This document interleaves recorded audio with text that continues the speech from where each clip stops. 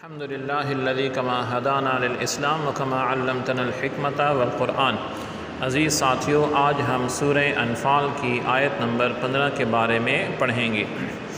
اعوذ باللہ من الشیطان الرجیم، بسم اللہ الرحمن الرحیم۔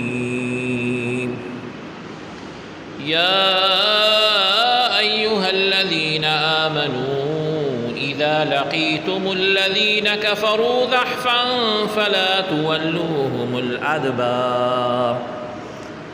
یا ایہا الذین، اے لوگو، آمنو، ایمان والو، اذا جب، لقیتم، تم مقابلہ کرو، الذین، ان لوگوں کا، کفروا جو کافر ہیں، زحفاً میدان جنگ میں، فلا تولو، پس نہیں، تولوہم، تم پھیرو ان سے، الادبار، پیٹھ۔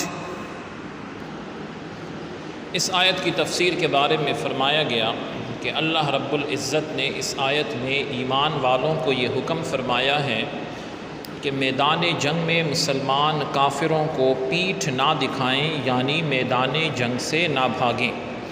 اور یہ حکم اس وقت ہے جب مسلمان سے زیادہ، یعنی مسلمانوں کی تعداد جو ہیں وہ کم ہو اور کفار جو ہیں وہ تعداد میں زیادہ ہوں۔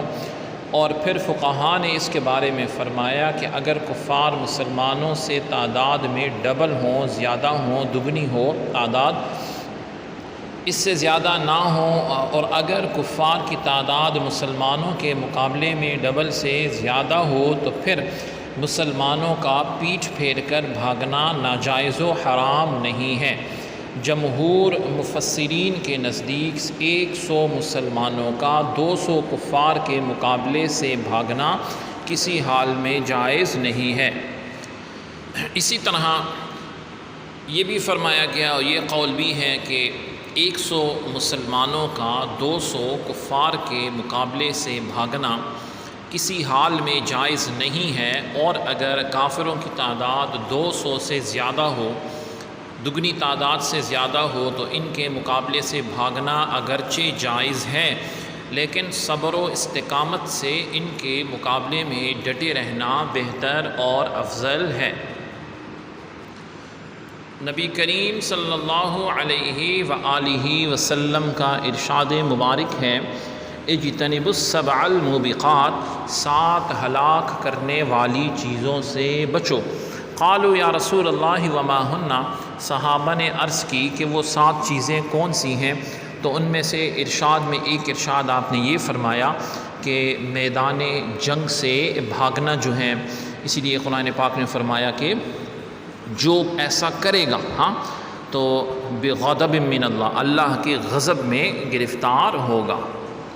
ومأواہ جہنم، اور اس کا ٹھکانہ جہنم ہوگا۔ قال كان رسول اللہ صلی اللہ علیہ وسلم اذا بعث احدا من اصحابه في بعض امره قال بشروا ولا تنفروا ويسروا ولا تعسروا۔ حضرت ابو موسیٰ رضی اللہ عنہ سے روایت ہے کہ رسول اللہ صلی اللہ علیہ وآلہ وسلم جب اپنے صحابہ میں سے کسی کو کسی کام کے لیے بھیجتے تو آپ علیہ السلام فرماتے کہ لوگوں کو بشارت سناؤ، خوشخبری سناؤ، متنفر نہ کرو، اور لوگوں سے آسانی والا معاملہ کرو اور تنگی والا معاملہ نہ کرو۔ سبحانک اللہم و بحمدک، اشہد ان لا الہ الا انت، استغفرک و اتوب الیک۔ سبحان ربک رب العزت عما یصفون، وسلام علی المرسلین، والحمد للہ رب العالمین۔